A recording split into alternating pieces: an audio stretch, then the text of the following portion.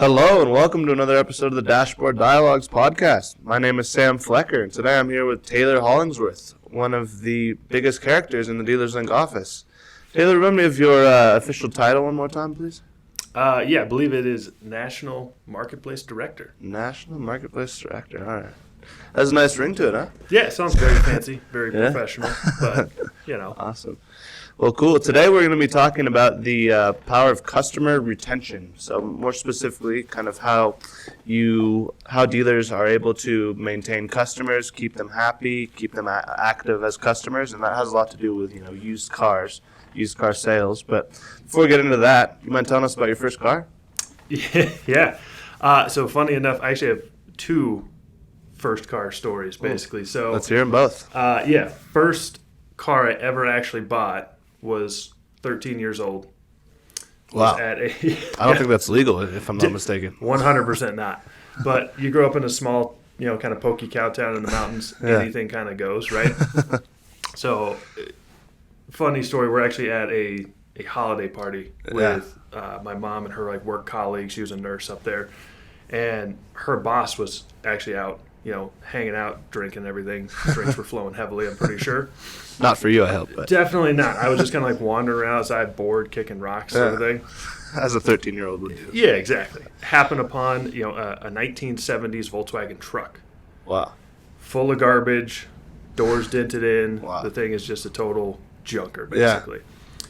She sees me walking around. She goes, "Oh, yeah, you like that car?" I said, "Yeah, sure. It's cool, I guess." She goes, "Do you want to buy it?" Well, no, I'm 13. I don't have any money. She goes, "That's all right. Just give me what's in your pocket." And I just so happen to have $1 in my pocket. Oh, that's not a bad deal. No, I told her I had $1, and she goes, "Yeah, perfect. It's yours." And so she did it as kind of like a joke. Yeah. And also to get it off of her property. Yeah. So she probably would have just given it away. Yeah. But learned how to drive stick on that, and cleaned it all up. Had a pretty bad backfire. Probably had banana in the tailpipe or something like that. Who knows? But the real first car I bought was a 1996 Toyota Tacoma. Wow. Single cab, 4-wheel drive, as you do up in the mountains. Just kind of a small little truck that we took literally everywhere on road and off road we could possibly get it. Love it. Yeah. Love it. So those were my first two cars. Awesome. Well, that sounds like a fun experience as a kid. Not trucks, too bad. Awesome.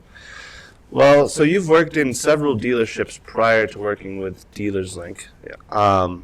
So from on the terms of customer retention,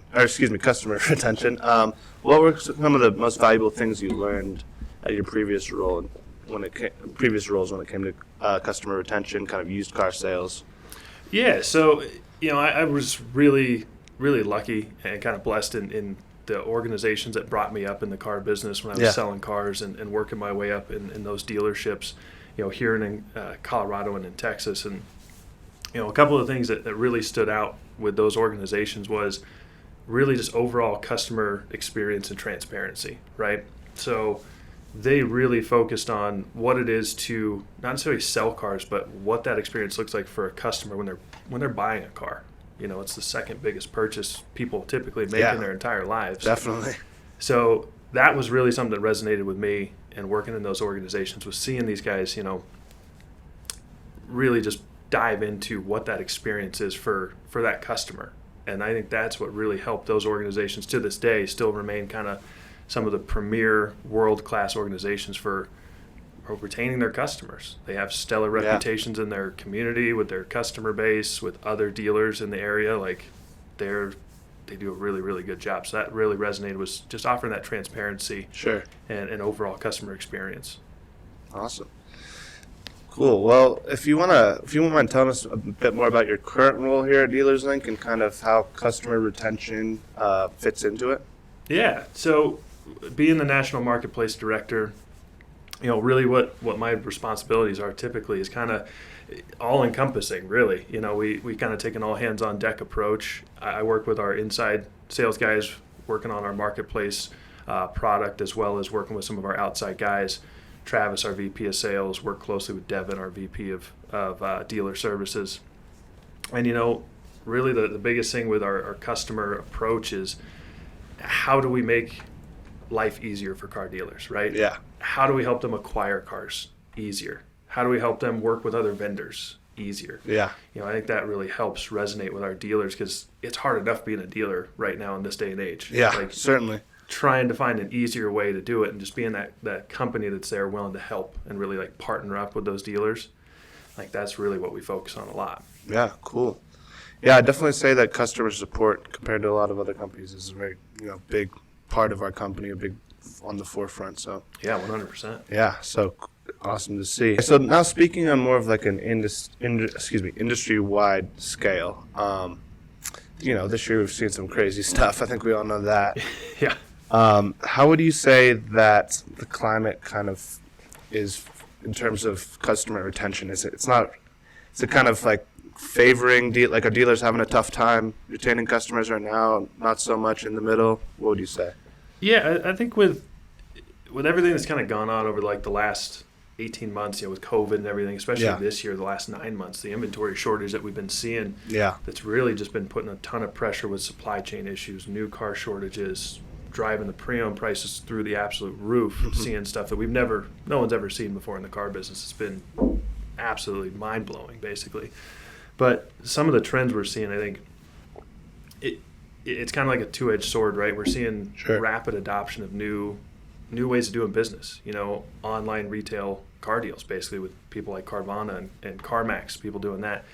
But also seeing some of those, more of those like homegrown groups and single points really refocusing and taking the opportunity to show off some of their customer support skills. Yeah. Right? Giving their customers a new way to buy from them, from your local Dodge dealer. Like, hey, we'll bring a vehicle to you. We'll come appraise your trade at your work.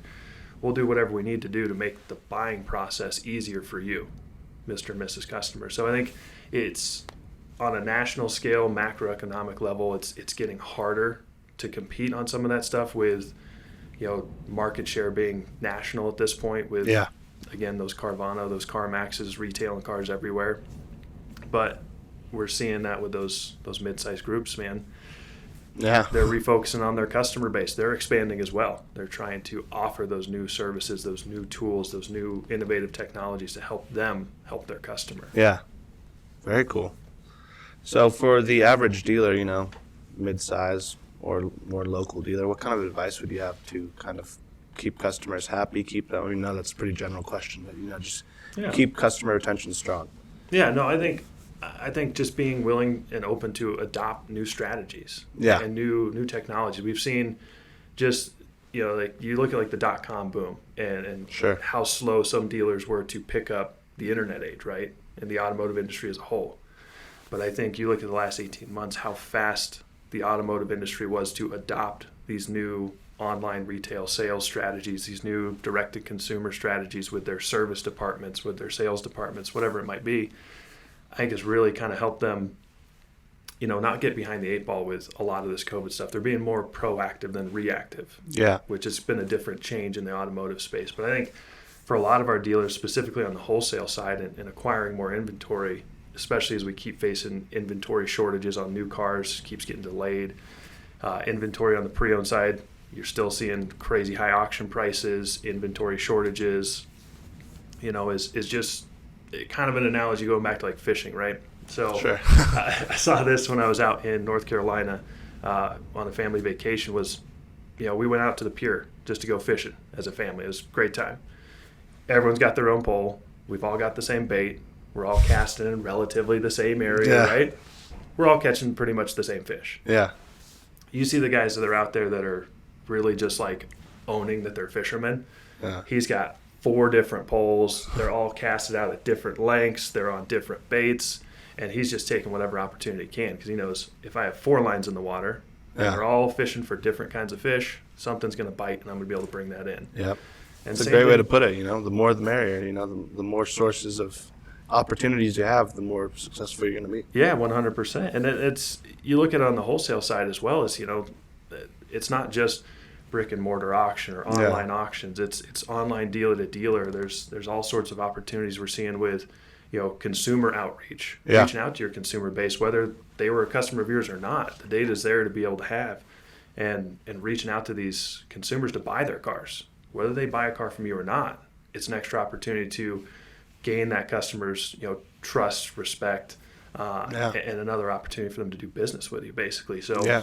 We're only a couple weeks away from 2022. 2021, pretty crazy year. Went by pretty fast. So what are some of the biggest kind of challenges or your predictions for 2022 when it comes to customer retention? Like, what are dealers going to have to do to be successful?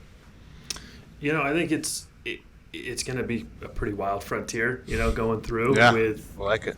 No one really knowing where all this inventory shortage is going, and circling back around to, like electric cars and the service aspect of all this.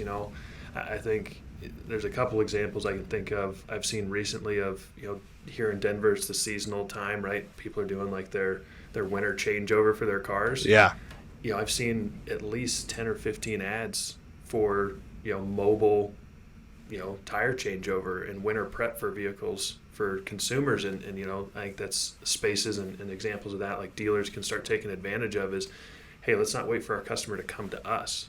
Let's go to them. Let's see if we can get those tire changeovers, those windshield wipers, and maybe do a quick, walk around vehicle inspection on the service level, bring them back in for more service.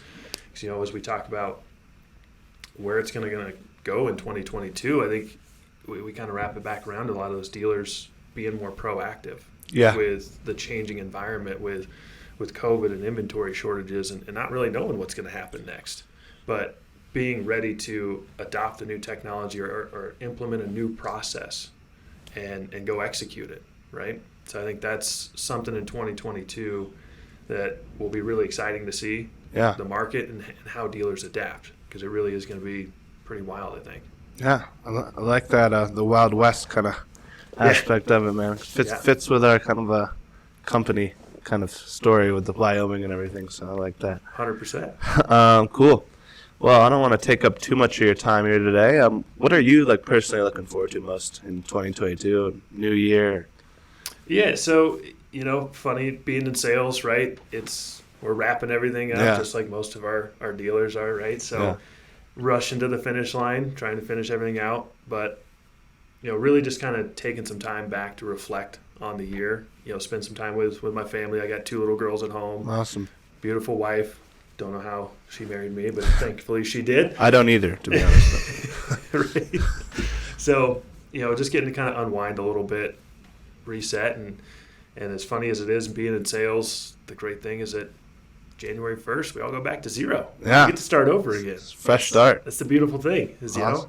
Last year's in the books. Let's focus on 2022, how we can grow and help our dealers win more deals and retain customers better, whatever it is. That's what really kind of gets me excited about looking forward into the future, is getting to look back on all the awesome stuff that we did and all the people that we helped, but get ready for next year and lead by example and be proactive. Yeah, it's awesome. I think that's a great way to start off the new year and kind of look at the outlook as well. So absolutely, I'm gonna try and do that myself. Perfect. Cool. Well, thanks so much for joining us, Taylor.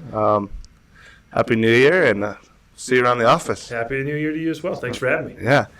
Thank you so much for tuning into this episode of Dashboard Dialogues. We will see you next episode. If you want to catch up on all the other episodes, check us out on YouTube, Spotify, SoundCloud, and Apple Music.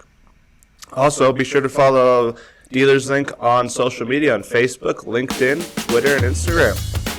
We'll see you soon.